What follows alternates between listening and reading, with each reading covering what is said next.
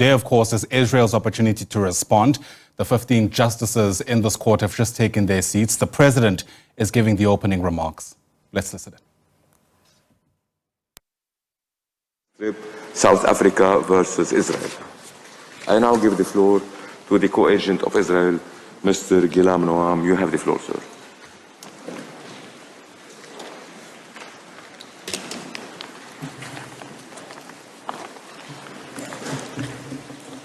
Mr. President, members of the court, it is an honor to appear before you once again on behalf of the State of Israel. This case, even by its very name, the application of the Convention on the Prevention and Punishment of the Crime of Genocide in the Gaza Strip, suggests an inversion of reality. It has given rise to South Africa's egregious and repeated efforts to bring Israel before this court through the obscene exploitation of the most sacred convention. South Africa presents the court yet again, for the fourth time within the scope of less than 5 months, with a picture that is completely divorced from the facts and circumstances. Israel is engaged in a difficult and tragic armed conflict.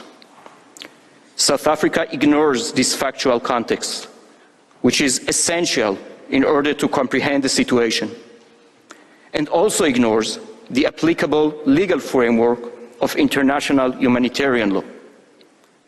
It makes a mockery of the heinous charge of genocide. As Israel has previously stated before this court, when dealing with the law, facts matter. Truth should matter. Words must retain their meaning. Calling something a genocide again and again does not make it genocide. Repeating a lie does not make it true. Here in the Peace Palace, it cannot be otherwise. Mr. President, Israel received notification of this hearing on Monday, less than 4 days ago, while it was observing a particularly painful National Remembrance Day. This notification came as a great surprise, because the court had already invited Israel to submit its observations on South Africa's request in writing by Wednesday of this week. Israel was preparing its written observations when the court suddenly announced that it would hold an oral hearing instead.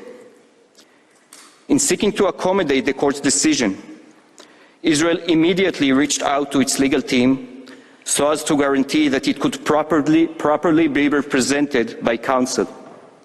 That proved impossible, as Israel's lead counsel is shipborn this week, and other counsel were likewise unable to come to The Hague on such short notice.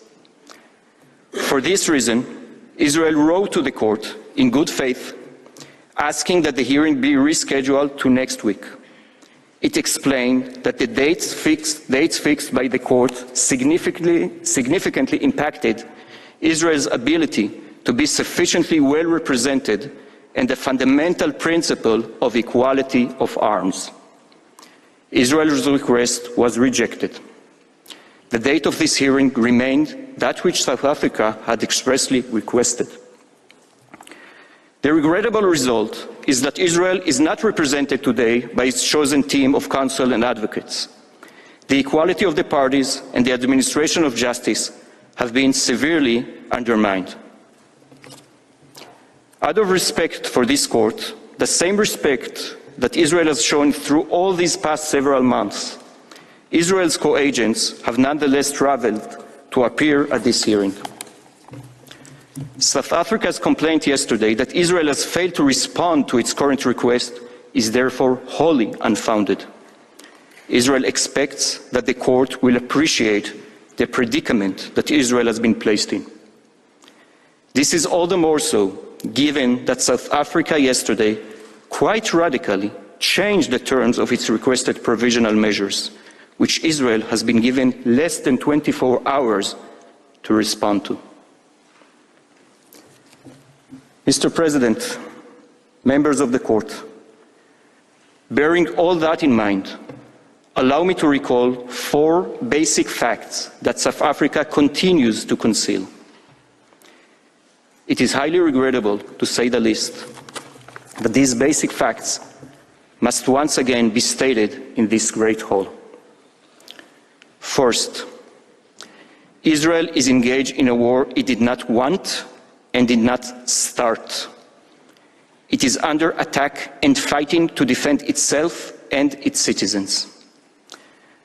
Since the horrific onslaught that began on 7 October 2023, which saw thousands of Israeli citizens brutally slaughtered, mutilated, raped, and injured, and 254 women, men, and children taken hostage into Gaza, Hamas and other terrorist organizations in Gaza continue to attack Israel, including by indiscriminate rocket fire into Israeli cities and towns.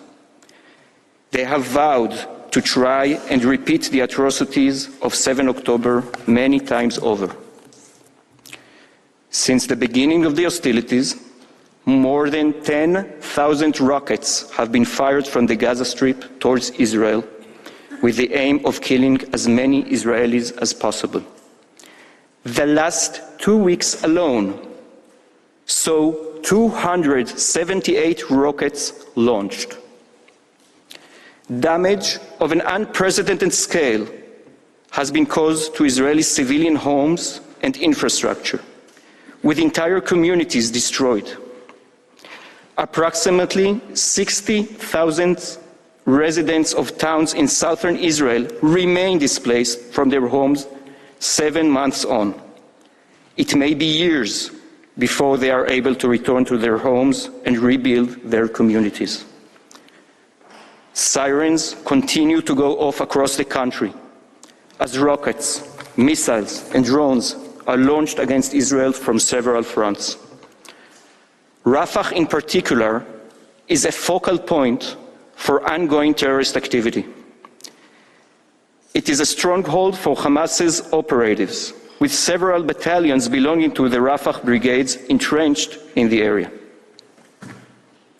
Also present in Rafah is an intricate underground tunnel infrastructure that runs underneath the city and provides ample space for operatives, command and control rooms, and military equipment. Nearly 700 tunnel shafts have been identified in Rafah, from which approximately 50 tunnels cross into Egypt. These tunnels are used by Hamas to supply itself with weapons and ammunition. It could potentially be used to smuggle out of Gaza hostages or Hamas senior operatives. Since the start of the present hostilities, more than 1,400 rockets were fired from Rafah alone, including more than 120 in the last 2 weeks. Approximately 600 launch sites were identified in the Rafah area, many of which hidden within or in close proximity to civilian infrastructure. Information regarding rocket launches from Rafah during the current conflict can be found in tab 1 of your judges folder. Israeli hostages are also being held in Rafah by their captors. In fact, Israeli forces managed to rescue 2 Israeli hostages from Rafah on 11 February 2024. I recall that South Africa filed a request with this court the next day for provisional measures that would prevent Israel from taking military action in Rafah, and this request was rightfully denied. South Africa purports to describe Rafah as a last refuge for civilians in Gaza. While many civilians have indeed evacuated to Rafah over the past few months, the fact remains that the city of Rafah also serves as a military stronghold for Hamas, which continues to pose a significant threat to the State of Israel and its citizens. In tab 2 of your folders, you can find a map showing locations of rocket sites, tunnel shafts, and command and control sites embedded in the civilian population in Rafah.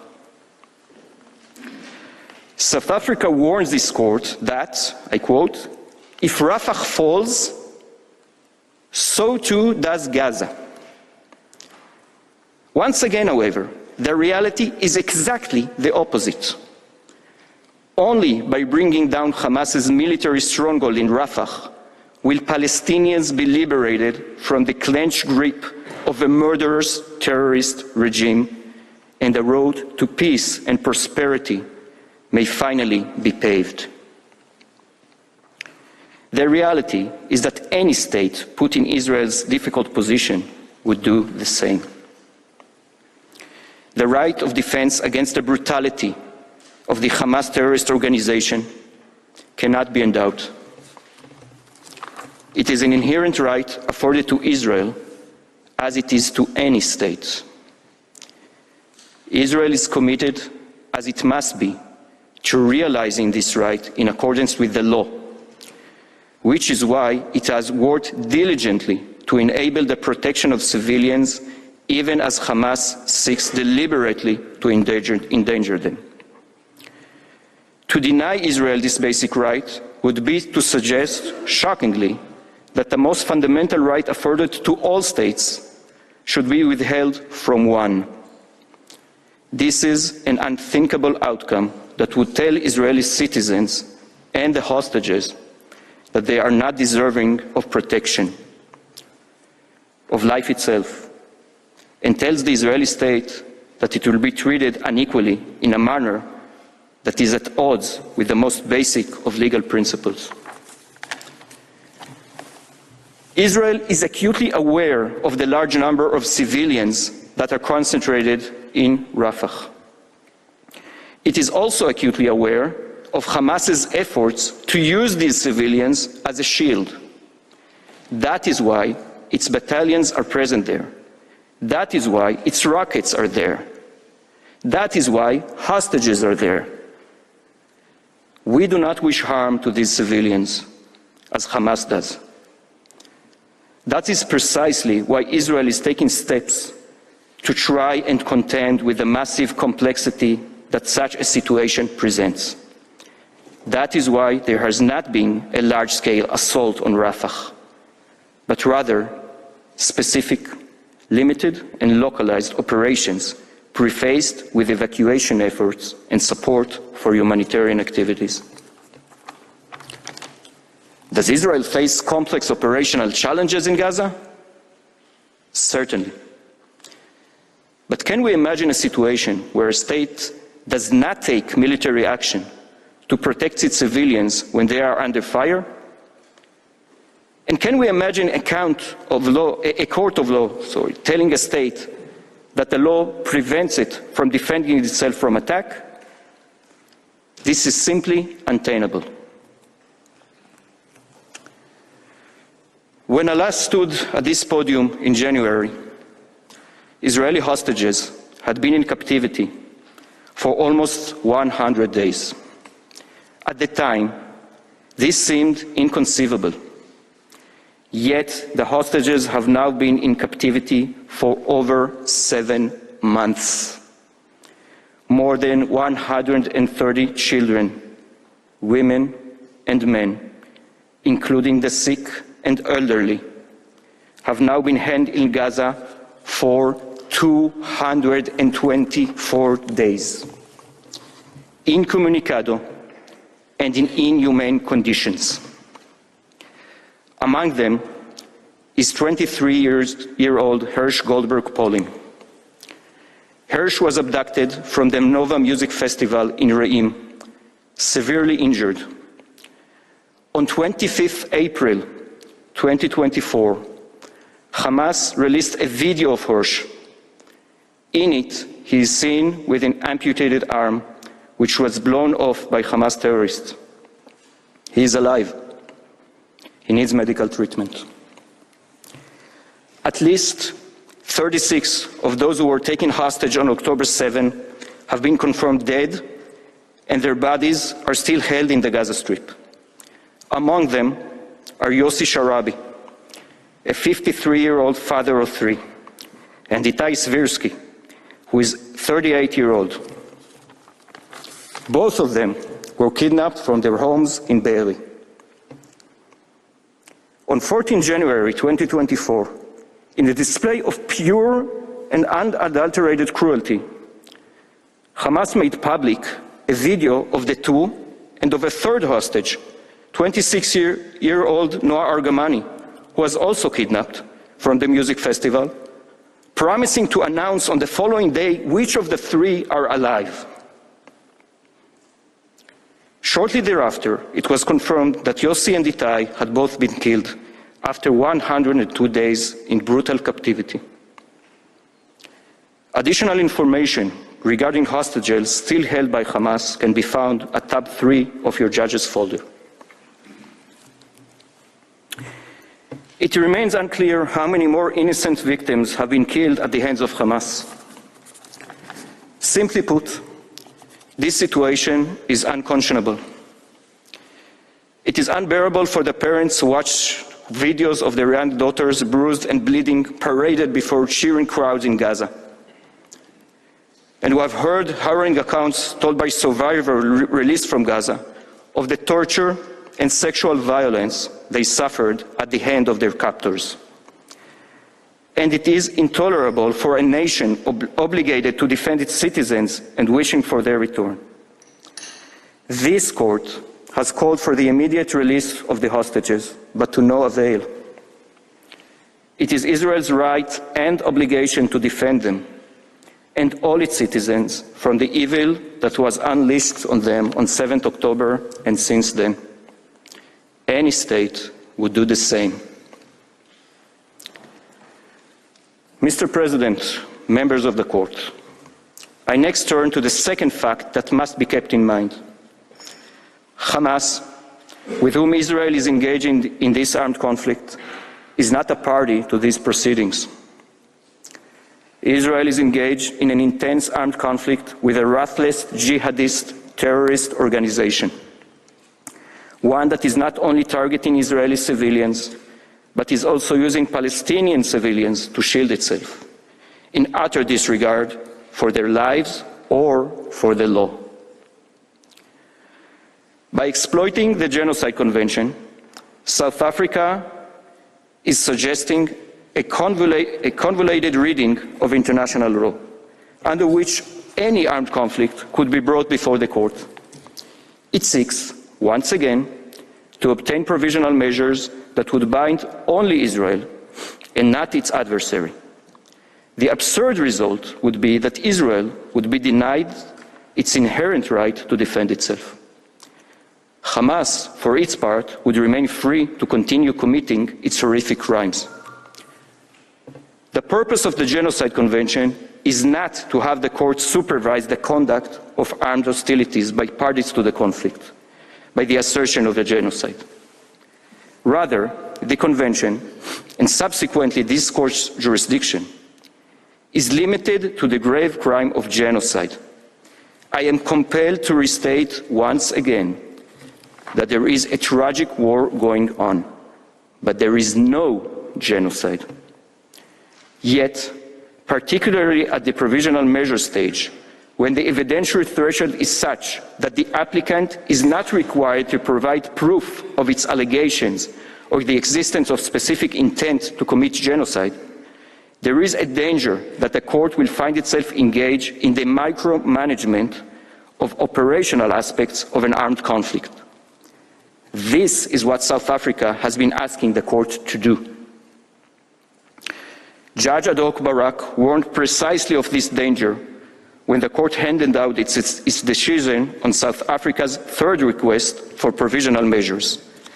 He observed that, I quote, "The court has accepted South Africa's invitation to become the micromanager of an armed conflict and used the Genocide Convention as an excuse to rule on the basis of international humanitarian law. Managing an armed conflict under the Genocide Convention is a dangerous endeavor, especially when one of the belligerents is not a party to the convention. This remains true when considering South Africa's fourth request." Mr. President, members of the court, this brings me to third basic fact that must not be ignored.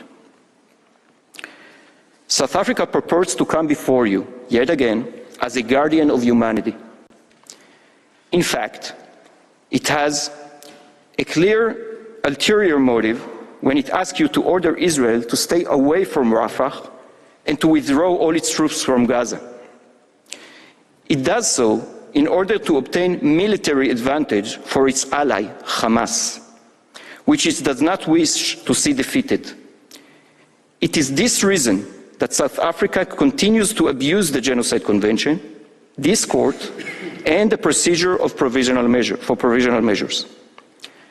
Just 6 days ago, on 11 May 2024, only a day after it submitted the present request for additional provisional measures, South Africa hosted a Hamas delegation in Johannesburg. South Africa's foreign minister herself met with Hamas representatives. They did not use the meeting to urge Hamas to release the hostages, to stop targeting Israeli civilians, to cease using human shields, to cease operating from within and nearby hospitals, UN facilities, and other protected sites. They apparently met to discuss their continued campaign against Israel in the court and on the ground. Mr. President, members of the court, South Africa is not interested in the truth, nor is it interested in law or justice. Once again, it is exploiting the court and its authority to issue provisional measures. It is in no rush to reach the merits of this case when it will have to substantiate its baseless claims with evidence that simply does not exist. Israel, for its part, has shown nothing but respect for the judicial process and for the law more generally. As the court will recall, on 28 April 2024, Israel provided the court with a lengthy report detailing inter alia the numerous steps that Israel had actively and effectively taken to address the humanitarian situation in the Gaza Strip, consistent with the court's previous orders. Rather than first responding to Israel's report, South Africa rushed to submit yet another request for provisional measures, its fourth, for fear that Hamas's last significant stronghold will fall. Hamas itself has repeatedly rejected every offer for a ceasefire. On 25 April 2024, 18 states called upon Hamas to release immediately the hostages still being held in Gaza. They said, and I quote, "We emphasize that the deal on the table to release the hostages would bring an immediate and prolonged ceasefire in Gaza that would facilitate a surge of additional necessary humanitarian assistance to be delivered throughout Gaza and lead to the credible end of hostilities." 4 days ago, on 13 May 2024, the United States National Security Advisor noted in the same vein that, and I quote, "There could be a ceasefire tomorrow if Hamas simply released women, wounded, and elderly hostages." Israel put a forward-leaning proposal on the table. The world should be calling on Hamas to come back to the table and accept a deal. South Africa spoke yesterday about rebuilding a viable Palestinian society. Yet, South Africa's actions speak louder than its words. By its actions, it is clear that South Africa wishes to see Hamas remain in control of the Palestinians in Gaza and to destine them to misery. It is Israel that wishes to see a different future to Gaza, one in which Palestinians and Israelis can both live in peace. Hamas, the genocidal terrorist organization, will stop at nothing to prevent that. Mr. President, members of the court, this brings me to the fourth fact that the court must not lose sight of. As is the case with all armed conflicts, incidents involving alleged violations of the rules regulating the conduct of hostilities may occur. This reality is not unique to Israel.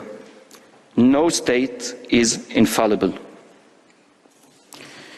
Israel's independent and robust legal system addresses all allegations of misconduct, including in the current hostilities. They must not be thrown before this court in the form of facts and conclusions, and as evidence of something they are not. Armed conflict is not a synonym for genocide.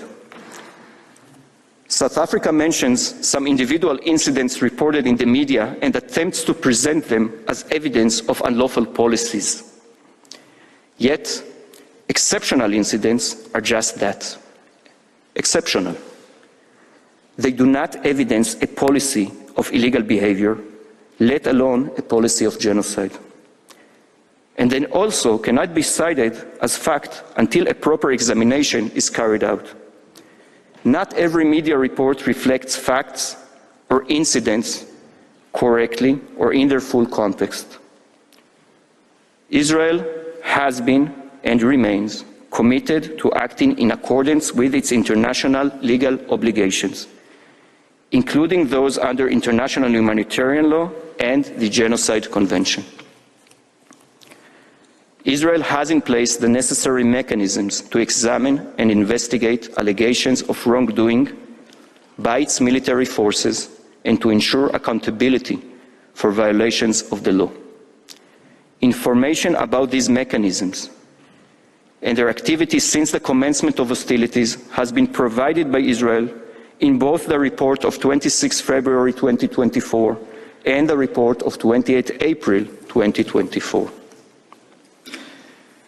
It bears repeating before the court today that since the beginning of the hostilities, 55 criminal investigations have been opened by the Military Advocate General with respect to incidents that raise prima facie reasonable suspicion of criminal misconduct.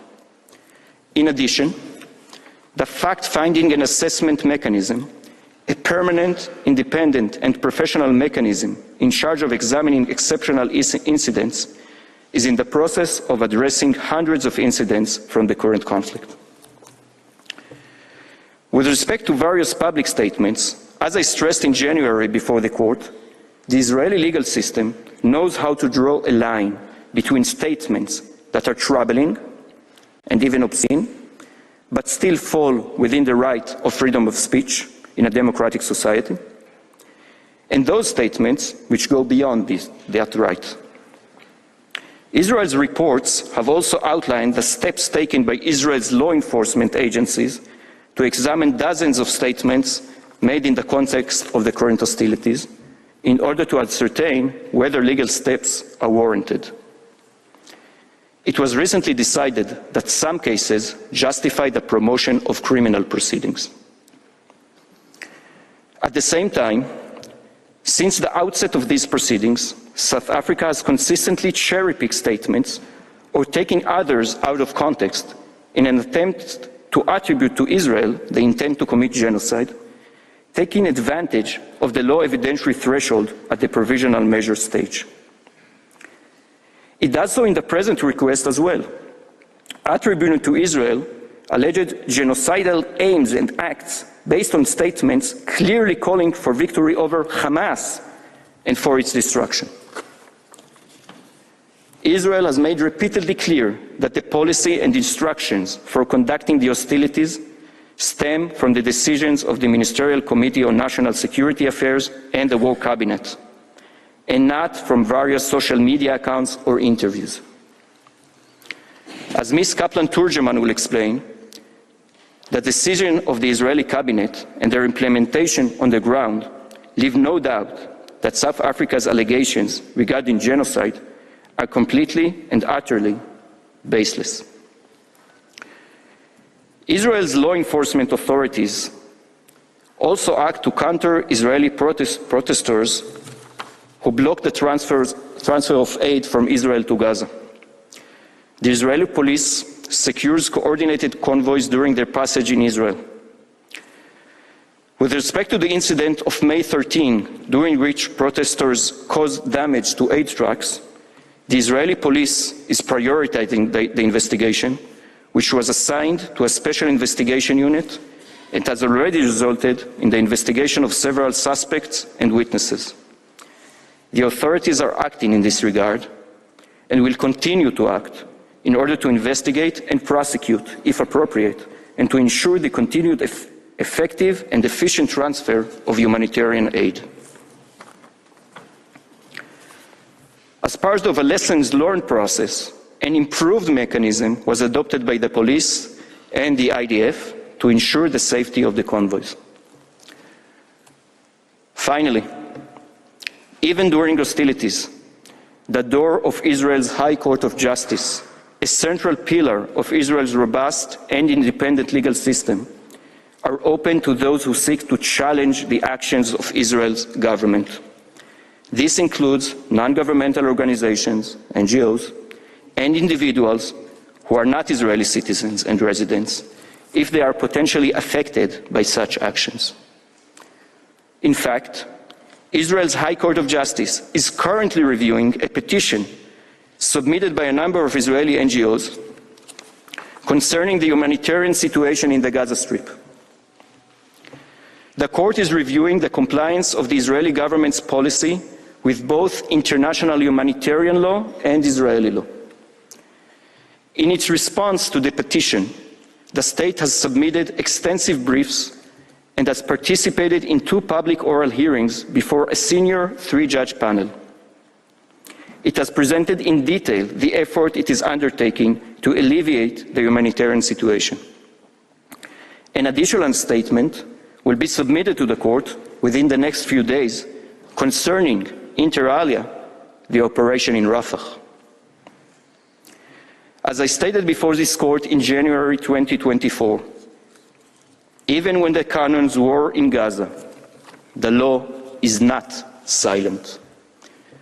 Israel's legal system and its domestic mechanisms are a testament to this. Mr. President, members of the court, let me now say something about the weakness of South Africa's allegations. Its counsel berated Israel yesterday for casting aspersions at what it called credible information provided by South Africa. But the sad truth is that South Africa cites hateful social media accounts and unsubstantiated news reports in support of its claims. Surely this cannot pass.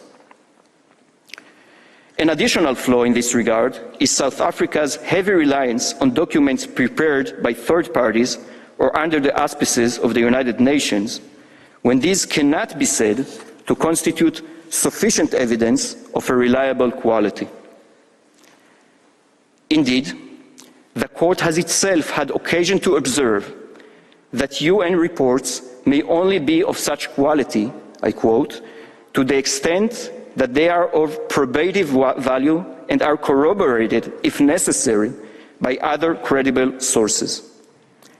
The court moreover stated that, and I quote, the precise evidentiary value accorded to any report, including those produced by United Nations entities, also depends on the methodology and the amount of research underlying its preparation.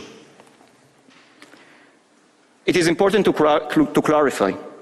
Israel does not underestimate the reports of the UN and other sources. We study them, draw conclusions and lessons in the appropriate cases. However, statements from such reports should not be accepted automatically, especially in a complex combat reality.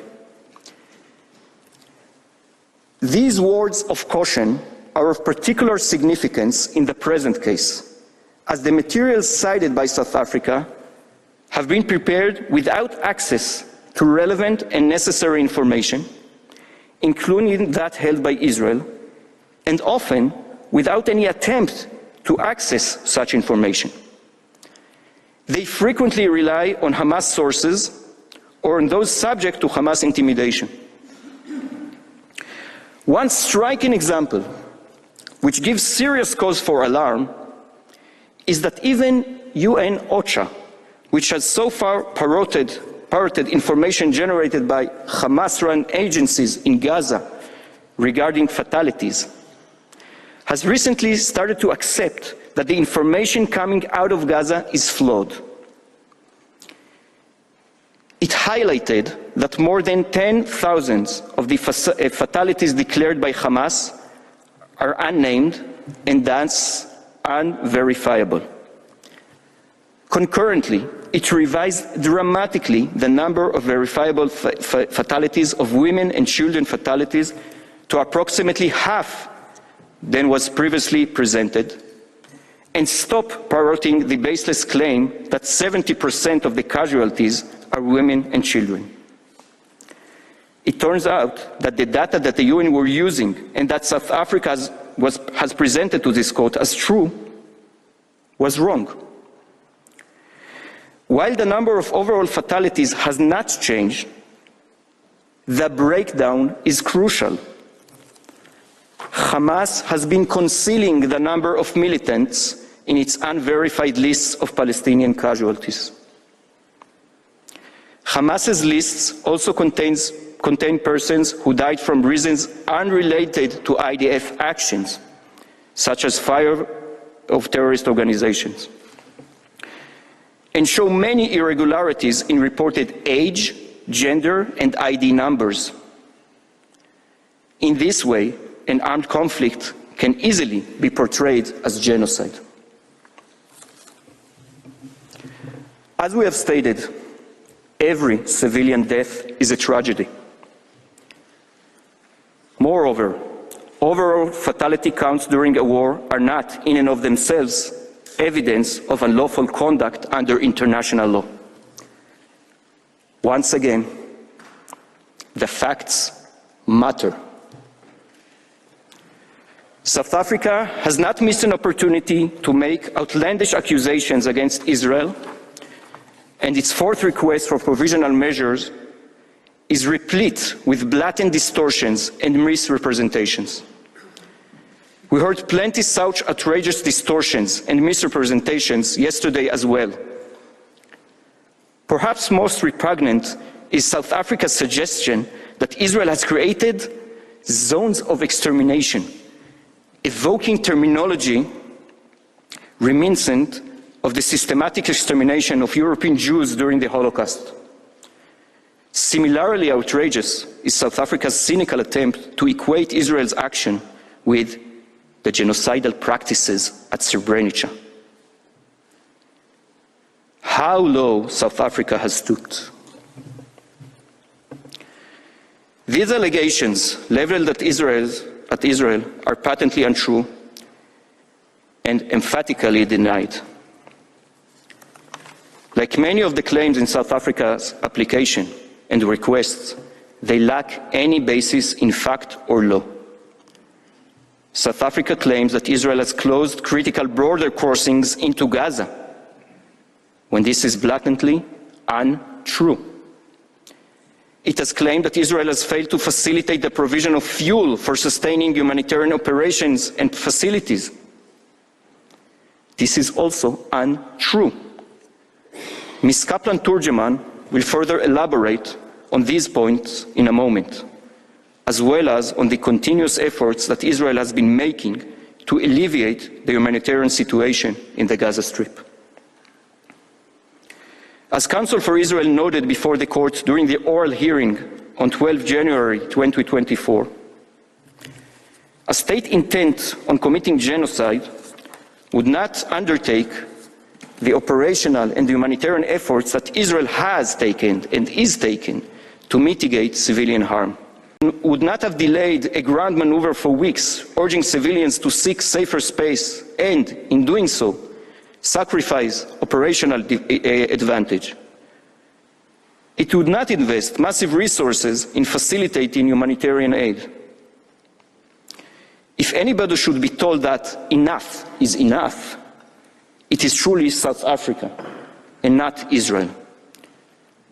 At what point do we say enough to South Africa's repeated attempts to exploit the provisional measure procedure of this court in such a vile and cynical manner? This war, like all wars, is tragic and terrible for Israelis and Palestinians, and it has exacted a terrible human price.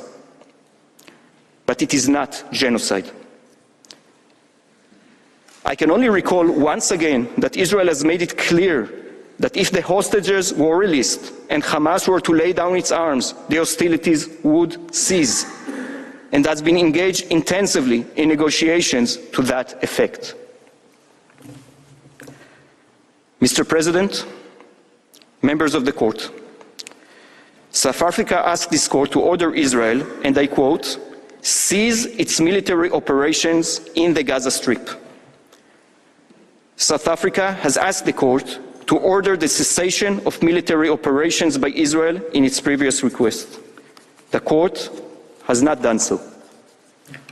The court is well aware that to do so would mean that 132 hostages would remain to languish in Hamas's tunnels forsaken. It would mean that Hamas would be left unhindered and free to continue its attacks against Israeli territory and Israeli civilians, which it has a stated intention to do. It would turn the Genocide Convention into a sword rather than a shield, and would strip Israel of its rights under international law and the Israeli civilians of its protection. Such a situation is both legally and morally untenable. For all of the reasons given in response to South Africa's earlier requests for similar provisional measures, the court rightfully rejected South Africa's previous request, and it would be wholly inappropriate to grant a provisional measure in such terms. The second of the provisional measures requested by South Africa repeats earlier requests it has made, either sufficiently covered by the various provisional measures ordered by the court or rejected in previous rounds. South Africa has not given sufficient reason why the court should now deviate from or essentially duplicate its earlier decisions. The third provisional measure requested by South Africa would require that Israel submit an open report to the court on all measures taken to give effect to these and previous provisional measures. As I have said, Israel has engaged fully and sincerely in these proceedings, despite the outrageous and libelous claims that have been leveled against it. It has submitted to the court 2 detailed reports that has been forthcoming about the efforts it is undertaking, as well as the challenges it is dealing with to alleviate the humanitarian situation in Gaza. It has made clear time and again its unwavering commitment to its obligations under international law. It has done this while the fighting continues and the citizens are still under attack. South Africa has responded with a barrage of requests. It has clearly adopted a strategy of dragging Israel to court endlessly, regardless of any legal undertakings by Israel. In these circumstances, Ordering Israel to submit another report is unwarranted. Mr. President, that concludes my statement. I ask that you now invite Ms. Kaplan-Tourgeman to the podium.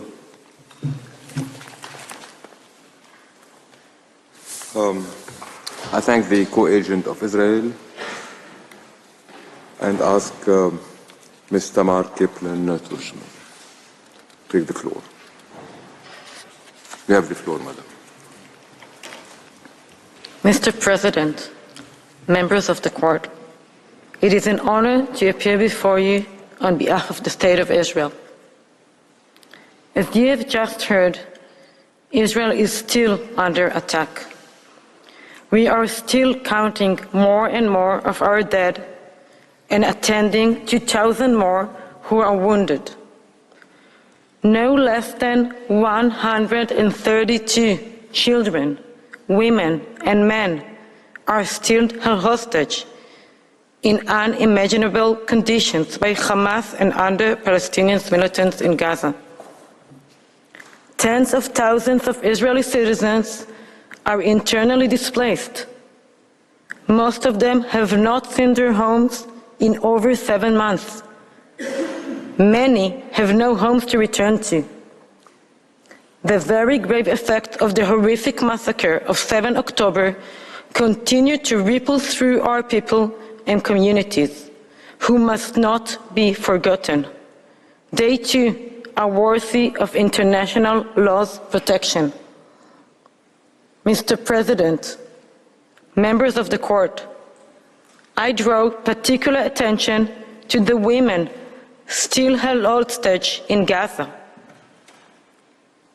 Ms. Amit Sosna, who was held captive in Gaza by Hamas for 55 days, testified recently that she was physically abused, beaten up, and chained to a bed, threatened at gunpoint, and forced to perform sexual acts on her captor. Hamas refuses to release these women and all the other hostages it holds. It brazenly refuses to alleviate the humanitarian suffering that this war has brought to all concerned on both sides. It has turned down numerous proposals for a ceasefire, and it continues to favor death and destruction as a strategy. We heard nothing about that yesterday. In fact, while South Africa made many outrageous, false statements yesterday, perhaps most striking was what it did not say. We have hardly heard the word Hamas, even though it is Hamas that has brought about all the suffering and pain that we are witnessing, the suffering of Israelis and Palestinians alike. Instead, we sat here and listened to venomous accusations, to language that is so hateful, so out of touch with reality, that it was difficult to believe we are in a court of law. Mr. President, members of the court, there is no doubt that this war is tragic and has caused great suffering on both sides. Again, this is Hamas's doing. South Africa provides an account that is not only incredibly partial, it is also distorted. But to apply the law properly, to impart justice, surely the facts must matter. These facts cannot but show that Israel is seeking consistently to abide by the law in the excruciating circumstances of warfare that Hamas has deliberately created. The blatant misrepresentation we heard yesterday cannot alter that. For a start, South Africa claims that Israel has shut down the 2 main land crossings through which aid enters into Gaza, this being the Rafah and Kerem Shalom crossings, and that Israel has cut Gaza off from all humanitarian, medical, and other supplies. This is patently untrue. The truth is that Israel allows and facilitates, as it has been for months, the provision of more and more humanitarian aid to the civilian population throughout the Gaza Strip. It does so through a number of crossings on a daily basis. I refer the court to the map that is now on the screen before you, and also at tab 5 of your folders. Contrary to South Africa's claim, the Kerem Shalom crossing has been in continuous operation since December 2023, with one recent exception between the 5th and 8th of May. All right, so that's the situation as it unfolds inside the Peace Palace. We're watching there a map of the situation in and around the besieged enclave. That's, of course, in Gaza. And Israel, as expected, putting up a defense, saying that, in fact, this is a war that they neither asked for nor started. Very reminiscent, by the way, of the line of argument that they made at the provisional measure stage. But really quite a tongue-lashing that Israel started off with, led there by Juliet Noam, who is the Deputy Attorney General for that country, accusing the court of not even giving Israel enough time to make representations, and that's why some of their legal counsel isn't present. But in the main, they say this is a war they didn't start. They say South Africa is seeking endless relief from this court without providing any kind of evidence, painting the picture of Israel still being under siege by Gaza, and saying that what South Africa is asking for there at the ICJ is something that will restrain Israel without putting any kind of measure against Gaza.